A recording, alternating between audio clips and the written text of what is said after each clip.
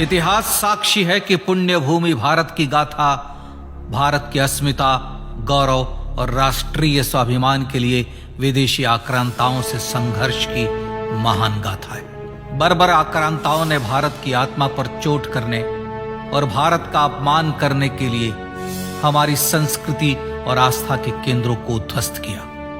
सोमनाथ, काशी, मथुरा और अयोध्या के मंदिरों का तोड़ा जाना आज भी भारत की स्मृतियों में जीवित है। सन 1528 में अयोध्या में भगवान श्री राम के मंदिर का मुगल आक्रांता बाबर द्वारा तोड़ा जाना ऐसी ही एक अक्षम्य घटना थी जिसने सीधे भारत के सम्मान और आत्मा पर चोट की। कारण साफ था, अयोध्या के श्री राम के मंदिर पर आक्रमण भारत की आत्मा पर आक्रमण था। जहां हर भारतीय के रोम रोम में राम बसते हैं, वह भारत यह अपमान कैसे सहता। राम मंदिर पर आक्रमण भारत को आहत कर गया था। विदेशी हमलावर अपनी बर्बरता दिखाते गए और भारत अपने आत्मगौरव को फिर से पाने के लिए संघर्ष करता रहा।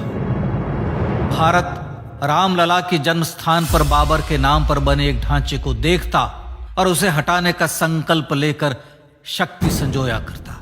हिंदू समाज आत्मसम्मान के रण में डटा रहा और लगातार हमलावरों द्वारा बनाए गए बाबरी ढांचे को हटाने के लिए लड़ता रहा। सरयू कई बार रक्त से लाल हुई। कभी स्थानीय शासकों ने तो कभी साधु संतों और राम भक्तों ने राम जन्मभूमि की मुक्ति के लिए अपने प्राणों की आहुति दी। 74 बार युद्ध हुए। हम कुछ मोर्चे हारे, पर रण जीतने का संकल्प कभी कम नहीं हुआ। हिंदू समाज तलवारों से रक्त रंजित हुआ, पर उसने हार नहीं मानी। उसका संकल्प अजेय था। 15 अगस्त 1947 को देश की आजादी के साथ सैकड़ों सालों से चले आ रहे इस संघर्ष में नई ऊर्जा और एक नया मोड़ आया। अचानक 23 दिसंबर 1949 को बाबरी ढांचे में श्री राम लला प्रकट हुए। हजारों राम भक्त दर्शन के लिए उमड़ पड़े।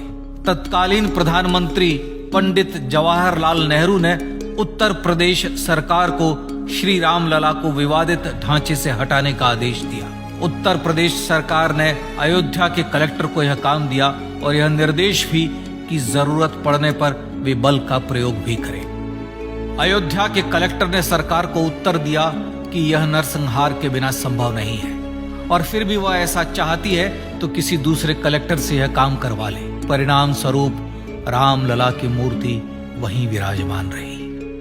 विवादित ढांचे को बंद कर दिया गया। केवल पुजारी को सेवा अर्चना के लिए भीतर जाने की अनुमति थी। फिर भी राम भक्त विवादित ढांचे के बाहर से प्रभु श्री राम की आराधना करते रहे। भारत के हिंदू समाज के लिए चुनौतियां और बढ़ गई। मामला अदालत में गया। विपक्षी दलों द्वारा अदालत में भगवान श्री राम के अस्तित्व पर सवाल उठाए गए। उनके अयोध्या में ही जन्म लेने का प्रमाण मांगा गया। भारत का जनमानस अब आहत हो उठा था। आजाद भारत में भी हिंदू समाज को अपनी आस्था और श्रद्धा के लिए संघर्ष करना पड़ रहा था। चुनौतियों के इस समय में सन 1984 में विज्ञान भवन दिल्ली में विश्व हिंदू परिषद ने धर्म संसद का आयोजन किया। इस संसद में देश भर के संतों ने राम जन्मभूमि की मुक्ति के लिए आह्वान किया और राम जन्मभूमि मुक्ति यज्ञ समिति का गठन किया। धर्म संसद ने राम जन्मभूमि की मुक्ति और वहां भगवान श्री राम के भव्य मंदिर बनाने के भारत के जनमानस के संकल्प को फिर से दोहराया। विश्व हिंदू परिषद के नेतृत्व में मंदिर निर्माण के लिए पूरे देश में अभूतपूर्व आंदोलन की शुरुआत हुई। श्री राम जन्मस्थली मुक्ति यज्ञ समिति के साथ देश भर में राम जानकी की रथ यात्राएं निकली। राम लीलाओं में राम कथा के माध्यम से भारत का आम जन फिर से जुटा। अब सबके मन में एक ही प्रण था, एक ही लक्ष्य था। अयोध्या में जन्मभूमि पर भगवान श्री राम के भव्य मंदिर का निर्माण। सन 1989 में विश्व हिंदू परिषद द्वारा गांव-गांव से रामशिला पूजन करके अयोध्या भेजी गई। 2,75,000 गांवों से रामशिलाएं अयोध्या पहुंची। भव्य राम मंदिर के शिलान्यास का निर्णय हुआ। पूज्य संत महात्माओं और हिंदू समाज के अन्य प्रमुख नेताओं के निर्णय के अनुसार अनुसूचित जाति के प्रमुख नेता श्री कामेश्वर चौपाल ने 9 नवंबर 1989 को मंदिर निर्माण का पहला पत्थर रखा। राम जन्मभूमि पर मंदिर निर्माण के लक्ष्य की पूर्ति के लिए सन 1990 में सोमनाथ से अयोध्या के लिए श्री लाल कृष्ण आडवाणी ने रथ यात्रा की शुरुआत की। देश में जन भावनाओं का ज्वार उमड़ने लगा। श्री लाल कृष्ण आडवाणी के रथ यात्रा के साथ साथ मंदिर के लिए जन समर्थन बढ़ने लगा और छद्म सेकुलरवाद बेनकाब होने लगा। इस जन आंदोलन को रोकने की तमाम कोशिशें हुई पर सब व्यर्थ हुई। विश्व हिंदू परिषद ने देशवासियों से अयोध्या में जन्मभूमि पर मंदिर निर्माण के लिए 30 अक्टूबर और 1 नवंबर 1990 को कार सेवा का आह्वान किया। परिणाम स्वरूप लाखों राम भक्त कार सेवा के लिए देश के कोने कोने से अयोध्या आए। इससे देश की एकात्मता का विराट दर्शन हुआ। कार सेवकों को रोकने के लिए उत्तर प्रदेश के तत्कालीन मुख्यमंत्री श्री मुलायम सिंह यादव ने अयोध्या में परिंदे को भी पर न मारने देने की घोषणा की। स्थितियां गंभीर हो गई। अयोध्या से 100 200 किलोमीटर दूर रेलगाड़ियां रोक दी गई। अयोध्या युद्ध भूमि बना दी गई। मार्ग बंद, रेल बंद, चप्पे चप्पे पर पुलिस। अयोध्या सैनिक छावनी में बदल गई। राम नाम पर ऐसी पाबंदी कि अर्थी ले जा रहे लोगों तक को रोका गया क्योंकि वे राम नाम सत्य कह रहे थे। लेकिन सैकड़ों किलोमीटर की यात्रा कर कार सेवक अयोध्या पहुंचने लगे। राम के गीत गाते, होठों पर हंसी और पांव में छाले लिए राम काज के लिए राम भक्त देश विदेश से अयोध्या पहुंच ही गए। कार सेवकों पर गोलियां चली। अनेक कार सेवक शहीद हुए। आजाद भारत में जन्मभूमि पर राम मंदिर के लिए कार सेवकों ने फिर एक बार अपना बलिदान दिया, पर कार सेवकों ने विवादित ढांचे पर भगवा फहरा ही दिया और इस तरह कार सेवा सफल हुई।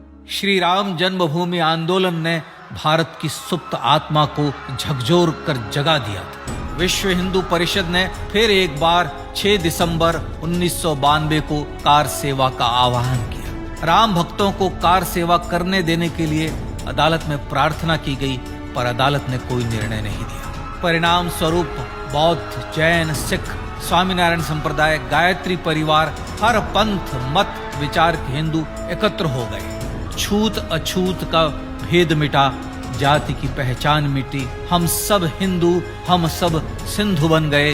राम सिंधु में ज्वार उठा और देखते ही देखते 6 दिसंबर 1992 को श्री राम जन्मभूमि से बाबरी ढांचा सदा के लिए हट गया।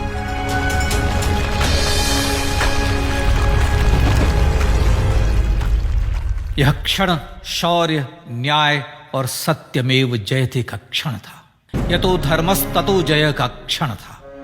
पर संघर्ष की गाथा यहां जाकर भी नहीं रुकी। छद्म सेकुलरवादियों द्वारा भारत और भगवान श्री राम के इतिहास को झुठलाने के लिए अदालतों में चुनौतियों का सिलसिला चलता रहा, जो 1950 से चल रहा था। हिंदू सिखों के बीच से गुजरते हुए भगवान श्री राम का दर्शन करने के लिए विवश थे। यह स्थिति थी आजाद भारत में श्री राम और राम भक्तों की। पर सत्य को तो जीतना ही था।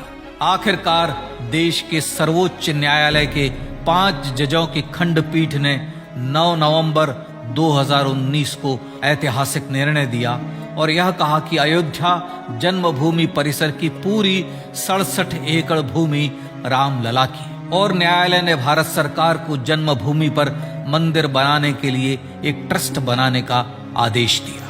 सर्वोच्च न्यायालय के आदेश के अनुसार भारत सरकार ने 5 फरवरी 2020 को श्री राम जन्मभूमि तीर्थ क्षेत्र नाम के ट्रस्ट का गठन किया और राम जन्मभूमि न्यास की भूमि जो सरकार द्वारा अधिग्रहित की गई थी उसे ही नवनिर्मित न्यास को वापस दे दिया गया।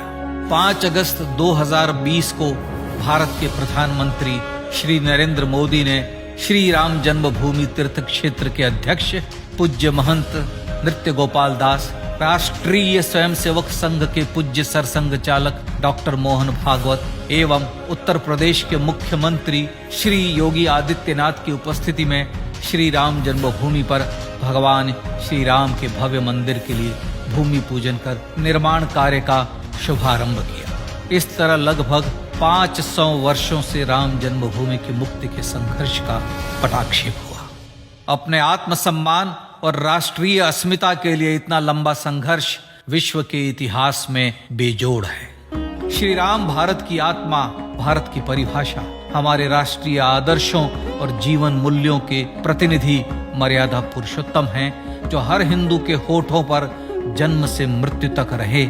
बस यही हर हृदय में प्रार्थना होती है। राम भारतीय राष्ट्रीय स्वाभिमान और आसेतु हिमालय से समुद्र पर्यंत तक जन जन को एकात्मता के बंधन में बांधने वाले रक्षा सूत्र है। अयोध्या स्थित श्री राम जन्मभूमि पर बाबर का हमला वास्तव में भारत के स्वाभिमान और राष्ट्रीयता पर हमला था। प्रधानमंत्री श्री नरेंद्र मोदी द्वारा श्री राम जन्मभूमि पर राम मंदिर का पुनः निर्माण न केवल बाबरी मानसिकता का पराभव है, बल्कि संपन्न, सुखी, सुसंस्कृत, सर्वशक्ति संपन्न स्वराष्ट्र का सूर्योदय भी है। यह उस राम राज्य की दिशा में वह कदम है जिसकी अभिलाषा राजराजेंद्र चोल, कृष्णदेवराय, छत्रपति शिवाजी महाराज से लेकर महात्मा गांधी तक ने की थी।